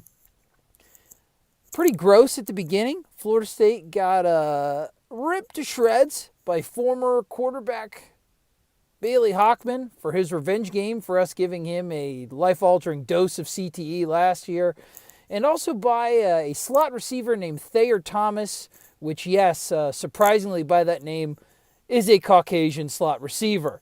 2 touchdowns. Things were pretty bleak at the beginning. However, the Noles did show some signs of life in the fourth quarter. Did show some things that there might be some legitimate building blocks, a little bit of optimism possibly to build off of. Chubba Purdy had an efficient game, a couple of touchdowns, no turnovers. Ontario Wilson, I think he had a nice establishment game, establishing himself as maybe somebody that can fill the power vacuum left behind Tamorrion Terry's absence. Warren Thompson had a catch. He had a drop, but he had a catch. Baby steps. Derek McClendon looked pretty good. I've been impressed with his development. Not a guy, if you look at from game 1 or 2, that I thought was going to do anything this season. He looked good. Jarvis Brownlee versus so often he pigeon. Because we found out on Wednesday, Chubba Purdy, that one of those building blocks that I talked about, a piece of optimism, done for the year. Somebody put rusty screws in his collarbone. He's out because of inflammation of that injury that he suffered in the offseason. Mike Norvell did say that he's going to be back for spring. Still sucks. Not only that, Miko Dotson, slot cornerback transfer from FAU, another shining light in a very dim Florida State season. See you later. He's out for the season too. Mike Norvell did say the plan is for him to be back next year. So, glimmer of hope. So, they join James Blackman, Marvin Wilson, Tamorrion Terry, Devontae Love-Taylor as guys that are done for the season. That sucks. Where are we at now? We got to play Clemson. Great. Clemson and their quarterback coming off in half Susie Salmon lookalike from the week, which is great. Clemson defensive coordinator Brent Venables said that Jordan Travis reminds him of Lamar Jackson in the running department. So other than being a weird-looking dude, he's also a patronizing asshole. Confirmed. Off topic. Does anybody else think that Brent Venables' skeleton is too big for his body? Like it's one of those things where the skin on his face is stretched like really, really tight across his skull, kind of like a snare drum. Gives me a Men in Black 1 Edgar vibes. Sugar water. Anyway, cockroach alien defensive coordinators aside, you're playing the best team in the country this week. They're pissed off because they lost to the red-faced murderer Brian Kelly's Notre Dame Fighting Irish in a game where they had to play DJ Ukulele. And Dabo Swinney just has an eternal garnet-colored hemorrhoid from what we did to him in 2013. It's an itch in his ass that's not going to go anywhere, and he is always going to punish us for that historic embarrassment. So, what do you do this weekend, Knowles? Well, I'm going to give you 2 suggestions. Suggestion 1, take up a hobby. Model airplanes, knitting, weaving. Maybe become a conspiracy theorist. That's always fun. I heard QAnon's very nice this time of year. Suggestion number 2. Don't look so much for success in the results, like in the outcomes of the game, because Florida State may vary success in the process. Look to see the individual plays that Florida State has won and celebrate those. Look for growth among individuals because their life, Jarvis Brownlee, all those other guys, look for individual growth, year-over-year growth. Look for that. Because right now, this year 0 rebuild is all about Mike Norvell evaluating the roster, recruiting his ass off, and there are some problems we'll get to on further editions of Car Time with Trey Rowland. But just enjoy the fruits of the individual plays and cherish every success they have because it's not guaranteed, and just hope Mike Norvell can install his systems and his process. It's all about the process, guys. Listen, I love you. Go Noles. Never stop.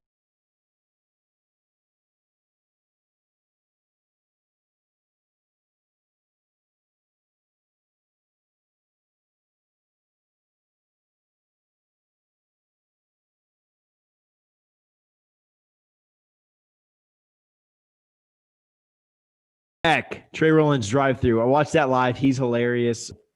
He started a podcast at the worst possible time. Not that we did a great time either, but he started a podcast at the worst possible time, and it was just, nothing but losing during his entire pod. He didn't even get to enjoy like a North Carolina moment like we got to. But a guy that could just make me laugh no matter what, no matter how bad it got. Trey is really funny. And so that's why we have him on every week. We know it's depressing, but I don't think we're going to get in any more than he really got into on what to look for in the Clemson game. Freddie, Richie, let's already said building for the future, guys playing for each other, whatever. Like your one takeaway or your one kind of like preview for the game, and then we'll do over-unders. Freddie, you go first, man. I got nothing. I got something. You don't have to go, though. I have something, but I'll let Freddie go first. On the biggest thing, let's get that running game back going to shoot out. We know it's gonna be a tough one. We're going into playing Clemson. They're a monster. Like we know what's coming. We don't have the firepower to compete with them, but getting that running game going to limit their possessions at least and get us in some type of rhythm. You never know. Like I'm not picking us to win this game, but get the running game going, get in the offensive rhythm, and then see where it gets us. But I think that's the first thing, because you get Clemson and Trevor Lawrence too many possessions. Dabo's already with that bull building us up in the media. We already know what's coming. Freddie, no. Hey, we need to limit as many possessions as we possibly can. Yeah, if you're Mike Norvell, you've got to kind of take that approach. I looked at the game last year. The game last year finished 42-14, 42-17. It really wasn't that bad if you kind of think about it from that perspective, right? I think we were a 28-point dog and ended up losing by 25. That was Clemson nickel and dimed us down the field, right? They didn't go for the long home run ball. They didn't have 75-yard touchdowns or anything like that. If you can make Clemson, and honestly, this is the kind of moral victory bullcrap that we have to pull, but if you can make Clemson use 5 minutes a drive, right? they can only have 2 drives in the first quarter, right? Because even if you go 3 and out twice, that's 2 minutes each, and you're done with the quarter. So if you can make Clemson use 5 minutes to drive, play back, play underneath, give up the underneath stuff, let them nickel and dime you down the field, you can get to the half 28-3, 28-7, 28-10. And then in the second half, they score a couple more times. They get it up to 42-10, pull their starters. And again, the final score could look something like 42-17, 42-13. We cover the spread. That is a best case scenario for Florida State. I would take that 100% of the time, right? Clemson only scoring 45 on Saturday is a win for Florida State. I think if you could slow them down, you can get our running game going. Not slow them down as like scoring. Don't get beat deep. Give up the stuff underneath the half slowly, and our running game kind of chews up some clock as well. We get one good drive of like 6 minutes, even if we just kick a field goal or miss a field goal, that probably takes away 2 Clemson touchdowns. So the more time that we can keep Clemson's offense on the field, the better. Richie? Yeah, I have no faith in this team or this defense. Let's get right into the over-unders. Let's roll. Am I still winning? Am I still winning? Yeah, I'm not going to go pick by pick, but wait. We're on speaker view, so you got to let me talk from Woodford Reserve. I'm going to celebrate that. 5 for 5. Did you guys go 5 for 5? No. So on the season, TJ's at 32. Freddie's right behind him at 30, and it's work out and how we pick them. So we're starting with TG on every single one this week, just because he's got such a big lead. We got to give ourselves a chance. The first 1.5 over under. $0.5 is the number. Some kind of nickel and dime them down the field, and only scores 4 touchdowns, right? Gets to the half 28 to whatever we have. Then I would say none. If Clemson is scoring a lot and has 8 possessions in the first half, I think they probably punt at least once. So it really just kind of depends on what kind of game it is. More possessions and end up punting once. Freddie, what do you think, man? Yeah, it's hard to. I think we can get at least 1 punt out of them. I think they'll have a drive where they're a little bit out of rhythm, especially with Trevor just coming back, trying to get back in that rhythm. Y'all are way more confident than me. I'm taking the under. We will not stop them in the first half. My next one, Florida State offensive touchdowns in the first 3 quarters. First 3 quarters, that's important here. 0.5. TJ, what do you think? Offensive touchdowns, you said, or just total, or just touchdowns? Offensive touchdowns. I'll go over 1. I'll say we get 1. All right, Freddie, what do you think? In the first 3 quarters? First 3 quarters. Yeah, we'll get 1. I'm gonna take the state players to attempt a pass in the game at 2.5. I'm taking the over. I think Jordan Travis is not healthy. And I think Mike Norvell gets into his bag a little bit. Freddie, is it just Travis and Rodemaker, or does somebody else throw one? What's your over under here? Yeah, I'm taking that under. All right. Yeah, under as well. I think Richie's grasping at major straws because he's down by. Who's the next guy that can throw?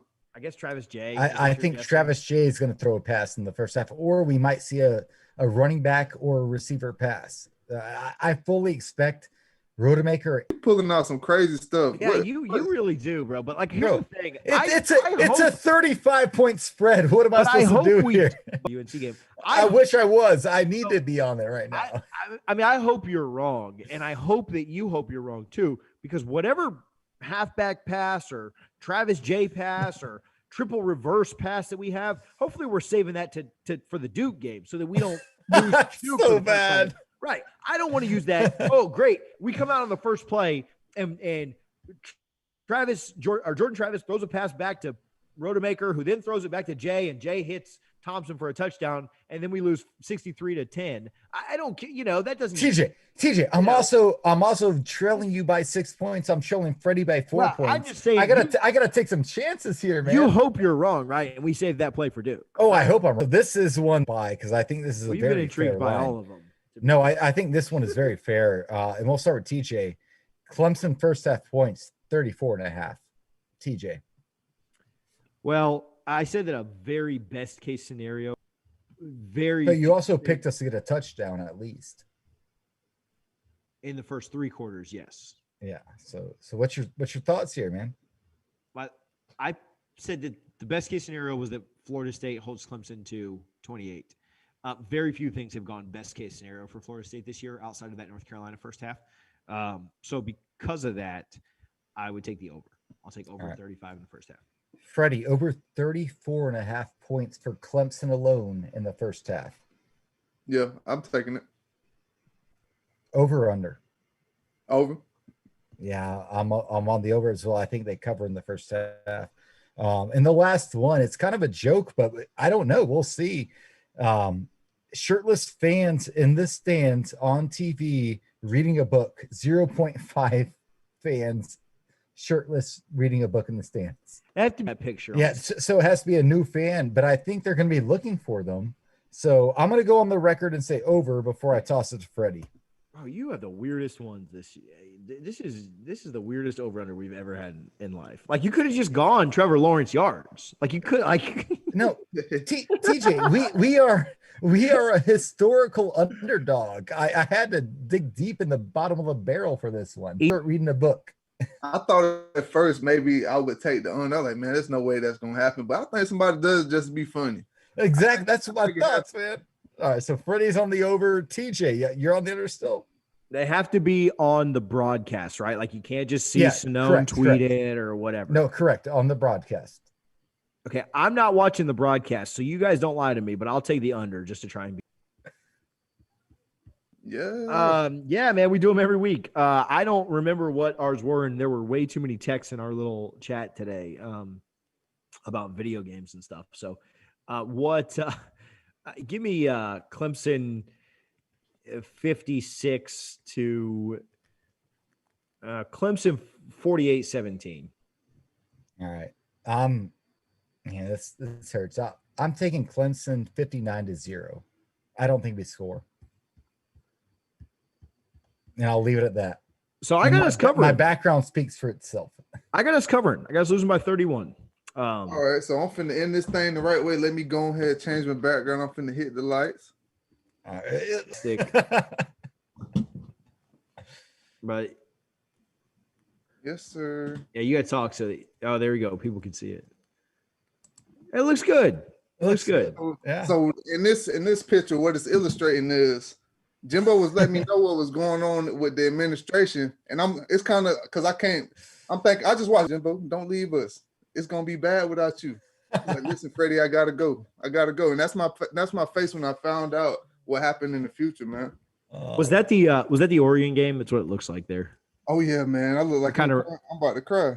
Yeah, I kind of remember him wearing that. I loved that pullover. Yeah, I want all his gear in that Oregon game, man. That looks so good. I kind of remembered it from that one. So, yeah, man, I loved that pullover. That's the only thing I love from that game. Listen, I will go to my grave believing that if a couple of things in that first half go differently, we go into the half with a 2-score lead, and I think we call the game a little differently. Dalvin's fumble doesn't happen. The snowball doesn't get rolling. Like, so many things in that first half happened. Yeah. Jameis got stopped on the 4th and 1. Jalen dropped an interception. Rashad dropped a pass, and then the very next play, Roberto missed a field goal. If Shad catches it, then Roberto's field goal is shorter. TJ, I'll just say, in my opinion, God, if we go into that half up 2 scores and get the ball, we got the ball first. If we go into the half up 2 scores and get the ball first, go up 3 scores. I think the snowball goes the other way. He's best running back in Florida State history, and Warwick Dunn is one of my favorite players ever. But if Dalvin doesn't fumble a few times, and he's a freshman, and I'm not mad at him, like, it happens. But if Jameis scores on that 4th and 1 and Dalvin doesn't fumble, I will go to the grave convinced we beat Oregon. And I think Freddie and Jameis and Dalvin beat Ohio State in the national title game. Obviously, it did not work out that way, but that was just literally the worst case scenario playing out. And Freddie, what are your thoughts on that game, man? Because in my opinion, Jameis played freshman. Like, he's a year, if Dalvin holds on the ball and Jameis scores. Let me jump in. I only 18-13 at the half. And I know that we're focused on Dalvin's fumble and Jameis getting in. Jameis getting in is +7. So then it's 20-18 at the half. Jalen dropped an interception that would have taken 7 points away from Oregon. So then you're looking at 20 It's to a 14-point swing because that's you're probably looking a at pick six. So you're looking at no, it was on like the 5-yard line. Like it wasn't a pick six. I mean, if he goes back 95, now you're getting crazy here. Again, you're saying if with a bunch of things, but yeah. Then if Roberto makes the field goal, it's a 23-10 game at the half. If Florida State goes in 23-10 and gets the ball, even if Dalvin would have fumbled, we get the ball back. Like, so I don't know. Freddie, thoughts on all of that? Just looking back at it, of course, like in the heat of the moment, you would love to say, like, if that happens, yeah, of course we would have won. But just looking back at that game and just being realistic, I don't think we ever showed that we could stop their offense the whole entire game. And they had some dogs on the defensive line. As an offense, like, you're confident in what you do, but that was the first team all year. Like, usually when you look on film, we came into that Oregon game like, damn, they're different than what they look like on film. Like, Rick Armstead and those guys, Buckner and all those guys, they were dogs. They caused us problems the whole entire game. So I don't know. I think it would have been tough regardless. Different story, but even with that, I don't even like. A lot of people they harped on that, but at the same point, we wouldn't have been there without Dalvin. So it was. Absolutely. So we didn't really look at it like that. But I think just looking at it, like when I went back and watched it, like getting calls into our defensive players. So they're freestyling out there. That second half was an absolute blitz. The first half the first half we got some stops. First drive, they went 3 and out. Second drive, they scored. Next drive, they had a turnover on downs. The next drive, they had a field goal. Then they had a touchdown, and then they had a pick. So they only scored on 3 of their first 6 drives. And one time we stopped them for a field goal too. So the first half was, man, this FSU defense is still legit. We're in a good spot. But the second half, bro, I think they might have just scored again since we've been talking. Like there was no let up that second half. But I'm still going to my game, the Georgia Tech game. If Golson doesn't throw the pick down on the goal line up 7, we kick a field goal there and go up 10 and win the game, right? Like the kick at the end never happened. So like then you're just flipping one if. With that Oregon game, we're flipping 4 things, right? Like you're flipping 4 ifs. Jameis, but it's still 50-20. Like I'm not saying Florida State wins, but they probably lose. I may be speaking on behalf of Freddie out of turn. But man, I still think that Florida State team is better than that Oregon team. I still think that would have been an issue. I think I have a hard time saying that Florida State was better than that Oregon team. That Florida State I don't. But from everything we've heard tonight from Jacob and Dawkins and Stevenson and the ESPN article, the team wasn't better. They may have been more talented, but they had their head in their ass the entire season. They could have pulled that win off. I can't. They pulled a lot of wins off that they shouldn't have that year. But that team wasn't a better team. They weren't a more cohesive team. They weren't a more together team. They weren't a better team than that team that lost to Virginia Tech 35-14. Give me a break, TJ. What's the question here? That Ohio State team was better than Florida State, and that Ohio State's quarterback Ohio State team lost to Virginia Tech. Oh my gosh, 35-14. No, we're not. Florida State was not better than Oregon. That's what I'm telling you. Florida State was. I think they were, and I think they if they played that game 10 times, they win that 5. Okay, so that means it's a toss up. That doesn't mean they're better. I'm throwing my Dabo impression out there. So I know you're a homer. But I just don't understand dying on this hill. You understand what I'm saying, though, right? Like they were more talented teams. TJ, I'm messing better. With you. You're fine. I can't believe this. Let's talk about the king of horrible. You're the king of horrible takes in football. Who has better odds to win the Super Bowl right now, the Saints or the Bucks? The Bucks do, actually. If you read the updated odds today, to see if you're right or not. Look it up, please. The Bucks have better odds than the Saints right now to win the Super Bowl. Yes. All right. I'm checking real quick. I just want to check. Please check it. Please check that. Because if you're wrong on this. Well, I just made that up, so I hope I'm right.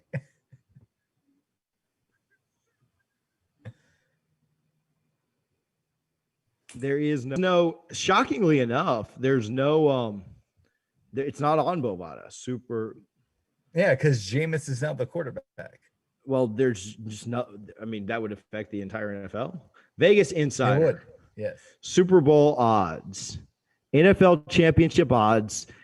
Jameis Winston and the Don't New say Orleans Jameis Saints. Winston. Don't say Jameis Winston and the New Orleans Saints have the third best odds in the NFL to win the Super Bowl, behind the Kansas City Chiefs and the Pittsburgh Steelers. Pittsburgh, yeah. Third coming in is Jameis Winston-led New Orleans and Green Bay Packers. Our fourth, the Bucks, come in fifth in the odds to win the Super Bowl. So Vegas is telling you that it is more likely that Jameis wins the Super Bowl this year than your GOAT, Tom Brady. That's all I have to say. Shout out Jameis Winston. I've ridden with Matt Ryan all year as my fantasy quarterback, and I took him out this week to play Jameis. Jameis is projected to get projected to get more points, except against the Bucks, because I want Jameis. Well, they probably won't play the Bucks again this year. It would be amazing to see Jameis win a Super Bowl. That'd be awesome. Like I would be so happy for the guy. Like so, I know you think I'm an anti-Jameis guy. I'm not. I'm just we had Brady or Jameis. Give me Tom Brady. Like that's where it was. So we haven't gotten into the Jameis Brady debate, and maybe it'll be better to do this after the season. Yeah. Yeah. Actually, maybe not. Maybe just Sunday after this beatdown. But I wish that I know that he threw a lot of picks last year, and I'm not saying that he didn't. I'm not justifying those picks at all. Yeah. I had the best kicker in the league, which Brady has this year. And I wish last year. Come on. He does. Suckup has scored more than any other kicker. He has been more active. Are the Bucks in the playoff last year if they have the most accurate kicker? No, they're not. I wasn't done. That was what I wish that Jameis. I love Harlan. I'm watching Harlan in the bottom screen here, and he's just laughing. Like me and TG are just rambling like two idiots right now. I mean, it's this long. If anybody that's sticking around this long, I mean, can it just enjoy it? But I wish that Jameis had the most accurate kicker in the league. Well, maybe if that defense believed in the offense to get a first down. The offense was better last year than it is this year. It scored more points. It had more yards. Yeah, when you're playing from behind for half the season, that's what happens. I mean, I don't know. I know that's like a cool thing to say. All right, we need to end this show. I wish that, but a lot of other Brady has improved quarterback play, but a lot of other things have been improved. No, for sure. The defense has been improved. The kicking's been improved. The offensive line has been improved. Yeah, for sure. I would have liked to see Jameis play that way or play with this 2020 team because I get on board with that. I get on board with that. Ronald Jones is all the things that we're seeing now had happened with Jameis. Jameis wouldn't have thrown as many picks, and we would have still had him. So it's unfortunate. But when he wins it with the Saints, that's fine. I'll buy a Saints shirt. That's fine. All right. Shout outs. What are we doing? Shout out Jameis Winston, the starting quarterback of the New Orleans Saints, the favorite in the NFC to make the Super Bowl. So Richie, how about you? I only have 2 shout outs. Actually, I have 3. 6 more people are getting married. No one's getting married, but man, y'all know I love Florida State basketball. I love Coach Hamilton. Shout out Patrick Williams, the number 4 pick in the NBA draft. Shout out Devin Vassell, the number 11 pick in the NBA draft. And shout out Trent Forrest for signing a contract with the Utah Jazz. And then I guess I have 4. Shout out Leonard Hamilton. Man, he finds these guys out of nowhere. And Patrick Williams, he's a 5-star. I get that. He was going to be phenomenal no matter what. But Devin Vassell was a nobody. He was a 2-star with his best offers coming from Stetson when Leonard Hamilton found him and said, hey, come to Florida State, man. Leonard Hamilton, the 2 lottery picks this year and still has a top 25 preseason team heading into this season. Leonard Hamilton, Devin Vassell, Trent Forrest, Patrick Williams, all of them, the whole Florida State basketball program, including Sue Samrau and the women's team. Shout out all of those. They are doing phenomenal things. Yeah, I'm still here. Shout out Stan Wilcox. Have the basketball programs that we have. We would not have the golf programs, the softball, the beach volleyball nearly won the title last year. Shout out Stan Wilcox for having the vision to understand that these other sports were more important than no. Stan gets no credit in that opinion. But I do want to hear Freddie's thoughts because Freddie, I know Freddie, like a lot of basketball players and football players, when they come in as freshmen, they come in and they take a lot of the same classes. They're not just academically, but athletes. They have a lot of classes and different seminars they take together. Like that's a big deal. He got picked. And shout out to Coach Hamilton and yes. Just being completely honest, we didn't really care about like basketball. Let's just be honest. And then over the course of my powerhouses like that, and now you're looking at a Florida State basketball team that's on that level like every year. Like last year, we were looking at a team that probably would have won the whole thing.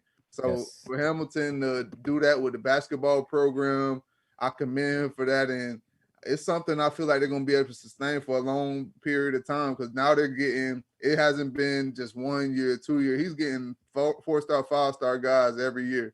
And he's got these guys buying in, and you see it in the NBA draft. We had 2 guys go back-to-back in the first round, and I love to see it. I'm excited to see what they do this year. Yeah, and Bacon, Malik Beasley. And now he's got Scotty Barnes, who is arguably better than any of those guys. And I cannot wait until we beat Florida in a few weeks, and I can come on here and do my first basketball minute that I bring over from the Rollcast to this podcast, because Hamilton is the real deal. And I hate that he's 73 years old, and I want him at Florida State for 10 more years. And Freddie, I know, even though like football players, like you still know Coach Hamilton because you all get to meet him. You get to spend time with him. Freddie, what are your thoughts on Coach Hamilton as we end this podcast? Because in my opinion, man, he's one of the greatest Florida State coaches of all time, regardless of sport. Without a doubt. And just how down to earth he is. You got some coaches at Florida State. They kind of stay to themselves. Like Hamilton, he has the heart for the whole entire program. Every sport he's trying to support. And Florida State, he believes that garnet and gold. Like there's nobody like that embodies what you're looking for in a Florida State coach outside of Bobby Bowden and Leonard Hamilton. Like, and then of course you got your meat, but Leonard Hamilton, like he stayed with the process. He never let the outside noise get in. He got these guys to buy in. Nobody, you couldn't have told me like 10 years ago, nobody was thinking about Florida State basketball. No. And now he has them as a powerhouse. Top 15 program. Just want to shout out. I've been saying that for half an hour, but go ahead. Well, no. Shout out to the program as a whole. We were picked number 3 in the preseason ACC poll, behind Virginia and Duke, ahead of North Carolina. Florida State was picked ahead of North Carolina. That's a huge deal. And the program Hamilton has built, and if you follow this basketball program for 10 plus years, that is awesome. And I'm so happy for Coach Hamilton and his teams, and Patrick Williams and Devin Vassell and Trent. It is nice being able to support 2 of the best basketball programs in both of their respective leagues, FSU and the Los Angeles Lakers. With a lot of NBA, with a lot of NBA talk happening. Let's just remember who our reigning champions are. Reigning champions of the ACC and reigning champions of the NBA. I get to support both of those, and the NHL and a lot of other things that have gone well for me in the sports year. So, no, it's awesome to see what Hamilton's done. Super dope. Yes. December 12th, that Saturday, we play Florida. I was kind of eyeing the old Tallahassee trip there. I don't know, Harlan, I don't know if you can work some more magic. Virginia game? No, December 12th. No, December 12th. So no, it's not. Okay. It's 2 weeks after. I might be taking me a trip up to Tallahassee that weekend. We'll see. Hey, over to 75. If you can take the hour over to 75, like I'll drive, but I'm not taking the hour detour to take like the hour back. Like I'm not making a 4 way too long. Whatever that's. We will see you guys. I have no idea what's going to happen on Sunday. Just by the way, I'm going to be in Savannah all weekend. No Bucks game on Sunday, so that's good. I don't have to get. I don't play until Monday night. So. Jameis and the Saints play at 1, everybody, just to make sure you guys are. I will be watching. I will be watching that for sure. With your Saints gear on. My wife will have her Saints gear on. Tell her I'll have mine on too. Did you see my picture today? Freddie retweeted it. Did you see my picture? Did you see my picture or no? No, I got it. Act before. Let Richie's reaction here and be last. No. Let the record show. I'm a huge Jameis fan, and I know. I just want you to see this picture. I just want you to see this picture. I want to know what you think about it. All right. It's amazing. I had it custom made on NFL.com. Shout out to them. So All There right. you go. That's all.